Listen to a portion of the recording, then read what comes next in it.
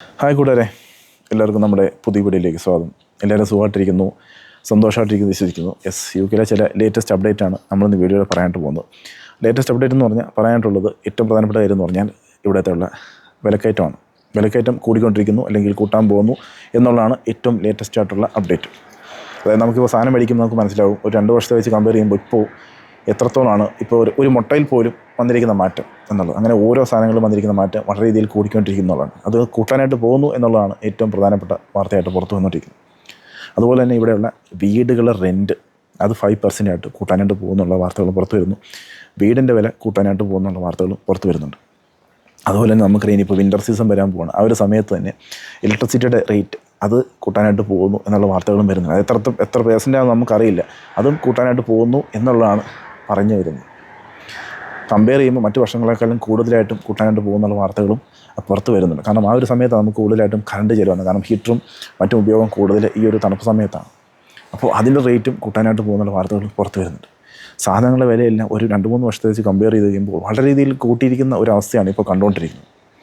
അതുപോലെ തന്നെ ഗവൺമെൻറ്റിനെതിരെ വളരെ രീതിയിലുള്ള പ്രതിഷേധങ്ങൾ വളരെ സ്ഥലത്തും കൂടിക്കൊണ്ടിരിക്കുകയാണ്. നമുക്കറിയാം ഋഷിധനക്ക് വന്ന സമയത്ത് ഈ bank of England interest rate എന്ന് പറയുന്നത് 11% നിന്ന് അത് 2% ആക്കി കുറച്ചിരുന്നു. ഋഷിധനക്കും അതുപോലെ തന്നെ ഈ ജെറമി ഹണ്ടിൻ്റെ നല്ലൊരു ഭരണ സംവിധാനം കൊണ്ടാണ് 11% നിന്ന് 2% ആക്കി കുറച്ചിരിക്കുന്നത്. ഇപ്പം അത് 3.4% ആണ് നിൽക്കുന്നത്. ബാങ്ക് ഓഫ് ഇംഗ്ലണ്ടിൻ്റെ ഇൻട്രസ്റ്റ് റേറ്റ് എന്ന് പറയുന്നത് ടാർഗറ്റ് 2% ആണ്. ലേബർ സർക്കാർ വന്ന സമയത്ത് ഈ കഴിഞ്ഞ മാസം വരെയുള്ള റിപ്പോർട്ട് നോക്കുകയാണെങ്കിൽ 3.8% ആണ്, അറൗണ്ട് 4% ആണ്. അപ്പോൾ ഇൻഫ്ലേഷൻ്റെ ഒരു മാറ്റങ്ങൾ നല്ല രീതിയിൽ മാറ്റം വരുത്താതെയുള്ള അവസ്ഥയിൽ ഈ bank of England interest rate 2% ആക്കി ഒരു നോർമൽ അവസ്ഥയിലോട്ട് പോകാൻ പറ്റില്ല ഇവിടുത്തെ. അപ്പോൾ അതിന് നല്ല രീതിയിലുള്ള ഭരണ സംവിധാനം കാഴ്ചവെച്ചാൽ മാത്രമേ, ഗവൺമെൻറ് ചെയ്താൽ മാത്രമേ ഈ ഇൻഫ്ലേഷൻ റേറ്റിൽ ഒരു മാറ്റം, അതുപോലെ തന്നെ നമ്മൾ ഈ പറയുന്ന ഇൻട്രസ്റ്റ് റേറ്റിൽ മാറ്റം വരുത്തി 2% ആക്കാൻ സാധിക്കൂ. അത് ഇവിടെയുള്ള ഗവൺമെൻറ് നല്ല രീതിയിൽ ചെയ്യുന്നില്ല എന്നുള്ളത് തന്നെയാണ് ഇവിടുത്തെ ഏറ്റവും വലിയ ഇപ്പോഴത്തെ അടുത്ത പ്രശ്നമായിട്ട് വന്നുകൊണ്ടിരിക്കുന്നത്. ഒരുപാട് പ്രശ്നങ്ങളാണ് ഈ ഗവൺമെൻറ്റിനെതിരെ ഉണ്ടായിക്കൊണ്ടിരിക്കുന്നത്. കാരണം നമുക്കറിയാം ഈ പറയുന്ന എപ്പിങ്ങിൽ അവിടെ ഇല്ലീഗൽ ഇമിഗ്രൻസ് ആയിട്ട് വന്നിരിക്കുന്ന ആൾക്കാരെ താമസിക്കുന്ന സ്ഥലമാണ് ഈ എപ്പിങ് എന്ന് പറയുന്നത്. അവിടെ തന്നെ ഏകദേശം 100-200ഓളം ഹോട്ടലുകളുണ്ട്. അത്രയും ഹോട്ടലിൽ തന്നെ ആൾക്കാരെ താമസിപ്പിച്ചിരിക്കുകയാണ്. അപ്പോൾ ഇവിടെയുള്ള ആൾക്കാർ, ബ്രിട്ടീഷ് ആയിട്ടുള്ള ആൾക്കാർ അവിടെ പ്രതിഷേധം നടത്തി അവരെ അവിടെ നിന്ന് പുറത്താക്കണമെന്ന് പറഞ്ഞ് പ്രതിഷേധമായിരുന്നു. അപ്പോൾ നമ്മുടെ കോർട്ടിൽ നിന്ന് ഉത്തരവ് വന്നു, അവിടെ നിന്നുള്ള ആൾക്കാരെ പുറത്താക്കണം എന്നുള്ളത്. ഇനി അവരെ എവിടെ താമസിപ്പിക്കും, ആര് താമസിപ്പിക്കും എന്നുള്ളതാണ് അടുത്ത ക്വസ്റ്റ്യൻ. അപ്പോൾ അവരിൽ നിന്ന് പുറത്താക്കാനുള്ള തീരുമാനം വന്നിട്ടുണ്ട്. അപ്പോൾ അത് ഇവിടുത്തെ സർക്കാരിനെതിരെയുള്ള പ്രതിഷേധം, അതുപോലെ തന്നെ ഇല്ലീഗൽ ഇമിഗ്രൻസ് ഇവിടെ കാണിക്കുന്ന അതിക്രമങ്ങൾ അതിനെതിരെയുള്ള പ്രതിഷേധം അതങ്ങനെ, അതുപോലെ തന്നെ പിന്നെ ലീഗലായിട്ട് വന്ന് കാണിക്കുന്ന ആൾക്കാരുടെ പ്രശ്നങ്ങളും കാര്യങ്ങളും അതങ്ങനെ, ഈ നമ്മുടെ ഈ കൾച്ചർ പരിപാടിയെല്ലാം റോഡിൽ കാണിക്കുകയും പെറുക്കുകയും ചെയ്യുന്ന പ്രശ്നങ്ങൾ അതങ്ങനെ, അതുപോലെ ഇവിടെ സാധനങ്ങളുടെ വിലക്കയറ്റം അതങ്ങനെ. അപ്പോൾ എല്ലാ രീതിയിലും പ്രശ്നങ്ങൾ വളരെ രീതിയിൽ കൂടിക്കൊണ്ടിരിക്കുകയാണ്. അതുപോലെ തന്നെ വീടിൻ്റെ റെൻറ്റ് അത് 5% ആയിട്ട് കൂട്ടാനായിട്ട് പോകുന്നു, വീടിൻ്റെ വില പിന്നെ കൂട്ടാനായിട്ട് പോകുന്നു എന്നുള്ള കാര്യങ്ങളെല്ലാം പുറത്തു വരുന്നുണ്ട്. കാരണം മെയിൻ ഒരു പ്രശ്നം എന്താണെന്ന് വെച്ച് കഴിഞ്ഞാൽ യു കെയിൽ ഒരുപാട് ഉൽപ്പന്നങ്ങൾ ഉണ്ടാക്കുന്നില്ല എന്നുള്ളതാണ്. മിക്ക രാജ്യങ്ങളിൽ നിന്നും ഇമ്പോർട്ട് ചെയ്യുകയാണ്. അപ്പോൾ ഇമ്പോർട്ട് ടാക്സും കാര്യങ്ങളെല്ലാം വളരെ രീതിയിൽ കൂടുതലാണ്. അതുപോലെ തന്നെ ഇപ്പോൾ റീസെൻ്റ്ലി ആയിട്ട് നമുക്ക് പറയാം, ഇപ്പോൾ നേഴ്സുമാരുടെ സാലറി ഹൈക്ക് ചെയ്തു. ഈ നേഴ്സുമാരുടെ സാലറി ഹൈക്ക് ചെയ്യുമെന്ന് പറഞ്ഞാൽ അത് പറയത്തക്ക വലിയൊരു കൂടുതലല്ല.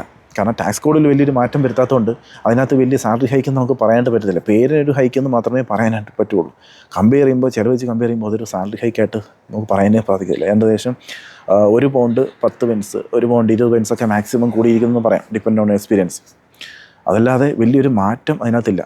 65 പെൻസ് 70 പെൻസൊക്കെയാണ് നോർമലായിട്ട് ബേസിക്കലി കൂടിയിരിക്കുന്നത്. അപ്പോൾ എല്ലാ രീതിയിലും ജനങ്ങളിപ്പോൾ ബുദ്ധിമുട്ടായിരിക്കുന്ന അവസ്ഥയിലാണ്. ഇപ്പം പുറത്തുനിന്ന് വന്നിരിക്കുന്ന ആൾക്കാർ, ഇപ്പം ലീഗലായിട്ട് മറ്റു രാജ്യങ്ങളിൽ വന്നിരിക്കുന്ന ആൾക്കാർ അവരിവിടെ സമരത്തിന് ഇറങ്ങിയില്ലേ പോലും അവർ ഉള്ളിൽ സർക്കാരിനെതിരെ സമരം ചെയ്തുകൊണ്ടിരിക്കുകയാണ്.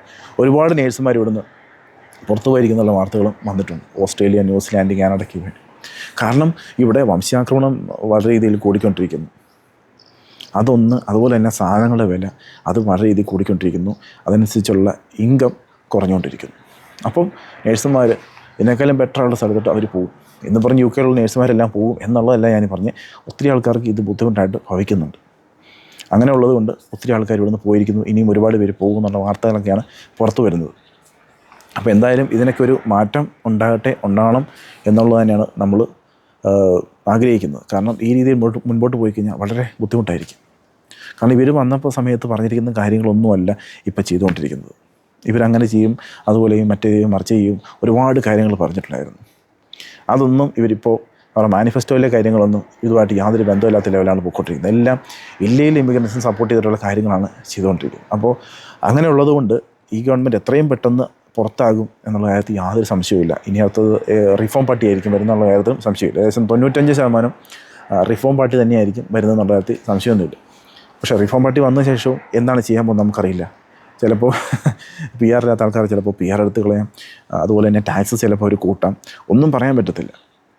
ഇല്ലെങ്കിൽ മത്സരം മുഴുവൻ സ്റ്റോപ്പ് ചെയ്യുന്ന കൂട്ടത്തിൽ ഈ പറയുന്ന കാര്യങ്ങളെല്ലാം അവർ ചെയ്തേക്കാം, ഒന്നും പറയാൻ പറ്റില്ല. അപ്പോൾ വളരെ രീതിയിലുള്ള പ്രതിഷേധങ്ങളാണ് ഈ ഗവൺമെൻറ്റിനെതിരെ മുൻപോട്ട് വന്നുകൊണ്ടിരിക്കുന്നത്. അപ്പോൾ സാധാരണക്കാരിവിടെ ജീവിക്കാൻ പറ്റത്തില്ലാത്തൊരു അവസ്ഥയിലോട്ടാണ് പോയിക്കൊണ്ടിരിക്കുന്നത്. സാധനങ്ങളുടെ വില അത്രയധികം കൂടിയിരിക്കുകയാണ്. നമ്മളിപ്പോൾ ഓരോ മുട്ട, ഇപ്പം നിങ്ങൾ ടെസ്കോയിലെ അവസ്ഥയിലൊക്കെ പോകുകയാണെങ്കിൽ നമ്മളൊരു മുട്ട എടുത്ത് നോക്കി കഴിഞ്ഞാൽ നിങ്ങൾക്ക് മനസ്സിലാവും എത്രത്തോളമാണ് അതിൻ്റെ കൂടിയിരിക്കുന്നുള്ളത്. ഇത്ര പെൻസാന്നുള്ളത് അവിടെ ഇങ്ങനെ ബോക്സിൽ എഴുതി വെച്ചിട്ടുണ്ട്. അത് എത്രയാണെന്നുള്ളത് നിങ്ങൾ ഗൂഗിളിൽ നോക്കിക്കാൻ തന്നെ മനസ്സിലാവും. കാരണം അത്രത്തോളം തന്നെ റേറ്റ് ഇവിടെ കൂടിയിരിക്കുന്നു. അതനുസരിച്ചുള്ള വരുമാനം ഇവിടെ ഇട്ട് വരുന്നുമില്ല. അപ്പം അങ്ങനെയുള്ള സാധനക്കാരന് ഇവിടെ ജീവിക്കാനായിട്ട് പറ്റുന്നതില്ല എന്നുള്ള അവസ്ഥയാണ് മുമ്പോട്ട് പോയിക്കൊണ്ടിരിക്കുന്നത്. അപ്പോൾ ഇതിനൊക്കെ ഒരു മാറ്റം വരണമെന്നുണ്ടെങ്കിൽ നല്ലൊരു ഭരണ സംവിധാനം കാഴ്ചവെക്കണം. അല്ലെങ്കിൽ തന്നെ പെട്ടെന്ന് ആ ഗവൺമെൻറ് ഇവിടുന്ന് പുറത്താകുന്നുള്ള അവസ്ഥയിലോട്ടാണ് കാര്യങ്ങൾ പോകുന്നത്. അപ്പോൾ ഇതിനൊക്കെ ഒരു മാറ്റം വന്ന് നല്ല രീതിയിൽ ഇവിടെ ലീഗലായിട്ട് വരുന്നവർക്ക് കൂടുതൽ പ്രാധാന്യം കൊടുത്ത് അവരെ സപ്പോർട്ട് ചെയ്തുകൊണ്ടുള്ള കാര്യങ്ങൾ ചെയ്തില്ല എന്നുണ്ടെങ്കിൽ ഇനി ഒരിക്കലും ഈ പാർട്ടി തിരിച്ച് വരുമോയെന്ന് തന്നെ സംശയമായിട്ടുള്ള കാര്യമാണ്. അപ്പോൾ ഇതിനൊക്കെ ഒരു മാറ്റം വന്ന് നല്ല രീതിയിൽ അവരുടെ പ്രവർത്തനം മുൻപോട്ട് കൊണ്ടുപോകട്ടെ എന്ന് നമ്മൾ ആശംസിക്കുന്നു. ഇതാണ് നമ്മുടെ ഇന്നത്തെ വീഡിയോ. വീഡിയോ ഇഷ്ടപ്പെട്ടാൽ നിങ്ങൾ ലൈക്ക് ചെയ്യുക, സബ്സ്ക്രൈബ് ചെയ്യുക, ഷെയർ ചെയ്യുക, ഹൈപ്പ് ചെയ്യുക, നോട്ടിഫിക്കേഷൻ എനേബിൾ ചെയ്ത് പ്രത്യേകം ഓർക്കുക. അതുപോലെ തന്നെ നിങ്ങൾക്ക് എന്താണോ പറയാനായിട്ടുള്ളത് അത് നിങ്ങൾ പ്രത്യേകമായിട്ട് പറയാനായിട്ട് ശ്രമിക്കുക. മറ്റൊരു വീഡിയോ വീണ്ടും കാണാം. അതുവരത്തേക്ക് ബൈ.